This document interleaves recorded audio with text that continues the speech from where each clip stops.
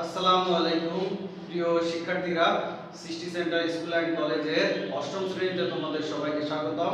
আশা করি তোমরা সবাই ভালো আছো, আমিও আলহামদুলিল্লাহ ভালো আছি। তো আজকে তোমাদের গণিতের গণিতের দ্বিতীয় ক্লাস। প্রথম ক্লাসে আমরা আলোচনা করছিলাম সূত্রের সাহায্যে বীজগণিতের 4.1 এর সূত্রের সাহায্যে বর্গ নির্ণয়। এইখানে আমরা আলোচনা করছিলাম ক থেকে শুরু করে ইও পর্যন্ত যে অঙ্কগুলো আছে এইগুলো আমরা আলোচনা করছিলাম। আজকে আমরা আলোচনা করব ট থেকে শুরু করব। আজকে আমরা 4.1 এর সূত্রের সাহায্যে বর্গ নির্ণয়ের ট থেকে আলোচনা করব। এই ট তে কিন্তু আছে কিভাবে একটা সংখ্যা দেওয়া থাকবে, এই সংখ্যাটাকে কিভাবে সূত্রের সাহায্যে বর্গ নির্ণয় করতে হয় এই বিষয়ে তিনটা অঙ্ক আছে, ট, ঠ, ড। আজকে আমরা এই তিনটা অঙ্ক শিখব। তো তাহলে আমরা ক্লাস শুরু করি। আজকে আমরা সূত্রের সাহায্যে বর্গ নির্ণয়ের ট নাম্বার দেখি। ট নাম্বারে আছে 108। 108 কে কিভাবে সূত্রের সাহায্যে বর্গ নির্ণয় করতে হয় এইটা আজকে আমরা শিখব। তাহলে এইটাকে প্রথমে আমরা অঙ্কটা লিখব যে 108। এখন 108 কে কিন্তু আমরা লিখতে পারি যে এটা তো আমাদের 108 থাকলো। এবার এই 108 কে কিন্তু আমরা লিখতে পারি 108 কে আমরা লিখতে পারি যে 108 এটাকে আমরা লিখতে পারি 100 যোগ 8। 100 যোগ 8 এটা আমরা লিখতে পারি। তাহলে 108 কে কিন্তু আমরা লিখতে পারি 100 যোগ 8। তাহলে এবার আমরা বর্গ দিই যে 108 এর বর্গ সমান হলো কি এই যে 100 যোগ 8 এর বর্গ। এবার আমরা এই 100 কে মনে করব a এবং 8 কে মনে করব b। তাহলে কি হবে a b হোল স্কয়ারের একটা ফরম্যাট চলে আসবে। আমরা সবাই জানি a b হোল স্কয়ার সূত্র কি। তাহলে এই সূত্র অনুযায়ী আমরা এটাকে সাজাবো। তাহলে এই 100 কে মনে করলাম a এবং 8 কে মনে করলাম b। তাহলে কি হলো a b হোল স্কয়ার। তাহলে সূত্র অনুযায়ী আমাদের কি হবে a square 2ab b square. তাহলে a স্কয়ার মানে কি 100 a স্কয়ার, তারপরে a স্কয়ার 2ab। তাহলে 2 এই যে a মানে কত 100, b মানে কত 8, আর হচ্ছে b স্কয়ার তার মানে কি 8 এর স্কয়ার। এইটা হলো। এবার হচ্ছে আমরা এই 100 বর্গ করব, 8 এর বর্গ করব, এখানে 2 এর গুণ করব, জাস্ট সরলীকরণ করব। তাহলে এটা কমপ্লিট হয়ে যাবে। তাহলে 100 আমরা জানি কি যে দুইটা শূন্যর স্কয়ার করলে কিন্তু চারটা শূন্য হয়। সেই হিসাবে একের পরে আছে কত, একের পরে আছে দুইটা শূন্য মানে 100। তাহলে 100 এর স্কয়ার করলে কি হবে 10000 হয়ে যাবে। মানে একের পরে চারটে শূন্য হয়ে যাবে। যে দুইটা শূন্যর স্কয়ার করলে কি হবে চারটা শূন্য হয়ে যাবে। তাহলে 10000। এবার এখানে দেখো 8 দুগুণে 16, 8 দুগুণে 16 আর হচ্ছে দুইটা শূন্য, আর 8 এর স্কয়ার করলে কত হয় 64। এবার এই কয়টা আমরা যোগ করব। যোগ করলে দেখো এইখানে কি আছে প্রথম ঘর প্রথম ঘর তাহলে 4, এখানে দ্বিতীয় ঘরে 6 6 0 0 তাহলে 6, তারপরে আছে এবার এখানে নাই, তৃতীয় ঘরে আছে 6 0 তাহলে 6, তারপরে চতুর্থ ঘরে আছে 1 তাহলে 1, আর এখানে আছে 1। তাহলে আমরা শিখে গেলাম কিভাবে 108 কে সূত্রের সাহায্যে বর্গ করা যায়। তাহলে 108 কে সূত্রের সাহায্যে বর্গ করলে হয় 11664। 11664 এটা গেল। এবার আমরা করব হচ্ছে খ নাম্বার। এই যে আমাদের খ নাম্বারে আমাদের আছে কি, খ নাম্বারে আছে 600। 606। এখন 606 কে কিভাবে সূত্রের সাহায্যে বর্গ করতে হয় এটা করলে এই সংখ্যাগুলোর ক্ষেত্রে কি করতে হয় মানে শতকের ঘরে একটা সংখ্যা রাখতে হয় আর তার সাথে যে প্লাস মাইনাস সংখ্যা রাখতে হয়। যেমন এখানে ছিল কত 108। 108 কে আমরা কিন্তু শতকের ঘর রাখছি। শতকের ঘর যেমন 100 যোগ 8, ঠিক একইভাবে এখানে আছে 606। এটাকে আমরা কি করব 600 যোগ 6 মানে শতকের ঘরের সংখ্যা থাকবে এবং তার সাথে বাড়তি যে অঙ্ক সংখ্যাটা থাকবে সেটা যোগ আকারে থাকবে। ঠিক একইভাবে যদি কম থাকে তাহলে কি বিয়োগ আকারে থাকবে। যেমন 597। 597 কে আমরা কি করব শতকের ঘরে নেব কত 600। তাহলে 600 থেকে যদি আমরা 3 বিয়োগ করি তাহলে কি হবে 597 হয়ে যাবে।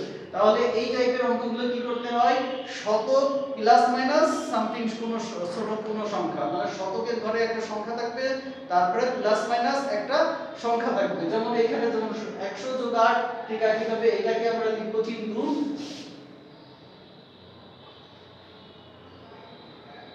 সমাধান এটাকে আমরা তাহলে 600 কে আমরা 606 এটাকে আমরা লিখব কত যে এই যে 606 এর স্কয়ার এটাকে আমরা লিখতে পারি কি 600 যোগ 6 ঠিক আছে।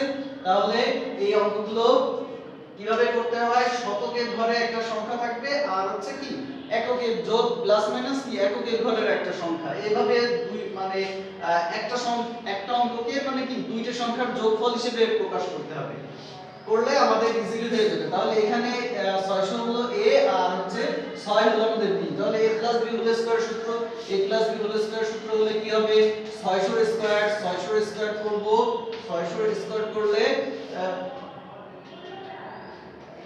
600 এর স্কয়ার করলে এখানে a স্কয়ার প্লাস 2ab তারপরে এই যে 2ab প্লাস b স্কয়ার, ঠিক আছে। তাহলে 600 এর স্কয়ার করলে কি হবে 6 এর স্কয়ার করলে কত হবে 36, 6 এর স্কয়ার করলে হবে 36 আর দুইটা শূন্যের স্কয়ার করলে একটু আগে বলছি চারটে শূন্য হবে, তাহলে 3600, ঠিক আছে। মানে সরি এটা হলো কত এই যে 36 তারপরে হচ্ছে চারটে শূন্য, তাহলে একক দশক শতক হাজার হাজার অযুত লক্ষ, ঠিক আছে। 3,60,000, ঠিক আছে। তারপরে একক দশক শতক হাজার অযুত লক্ষ 3,60,000। এবার এখানে গুণ করব, গুণ করলে কত হবে 6 36, 36 গুণে 72, 7200 আর এখানে 6 এর স্কয়ার করলে কত হবে 36। এবার এটাকে আমরা যোগ করে দেব, যোগ করলে কি হবে এখানে 36 36 36 36 36, তাহলে এখানে এই 36 হলো, এখানে 6006 তারপরে আমাদের 3003। এবার আসো তৃতীয় অঙ্ক আছে 7 আর এখানে 0, তাহলে 2 0, এখানে আছে 7 আর হচ্ছে 0, তাহলে 7 আর কি আছে এখানে চতুর্থ অঙ্ক এই 4 ঘর পর্যন্ত হয়ে গেল, তাহলে বাকি আছে কত 36, তাহলে এটা কত হলো একক দশক শতক হাজার অযুত লক্ষ, তাহলে এই যে 3,67,000, 3,67,000 মানে কত 606 এর বর্গ করলে হবে কত 3,67,236। একই ভাবে খ নাম্বারটা ওই সরি ড নাম্বারটাও আমরা একই ভাবে করব, এটাকে আমরা লিখতে পারি অতএব 597 এর স্কয়ার, এটাকে কিন্তু আমরা কি শতকের ঘরের একটা সংখ্যা নেব, যেমন এটাকে লিখবো কত 600 বিয়োগ 3, ঠিক আছে। যে শতকের ঘরের একটা সংখ্যা থেকে এককের ঘরের একটা সংখ্যা বিয়োগ করে আমরা প্রকাশ করব যে এই অঙ্কগুলোকে এই যে সংখ্যা থাকবে যে সংখ্যা থাকবে না কেন এটাকে কি করব শতকের ঘরের একটা সংখ্যা প্লাস মাইনাস এককের ঘরের একটা সংখ্যা, এইভাবে আমরা প্রকাশ করব। তাহলে এই যে 597 কে লিখতে পারি 600 বিয়োগ 3, তাহলে কি 600 থেকে 3 বিয়োগ দিলে কত হয় 597 হয়। এবার এটাকে কি a b হোল স্কয়ারের সূত্রে প্রকাশ করব, তাহলে এখানে কি হবে এইটা হলো আমাদের a, এইটা হলো কি আমাদের b, তাহলে a b whole square, a b whole square সূত্র কি তাহলে a স্কয়ার মানে কি 600 a square minus 2a b plus b square, এই হলো।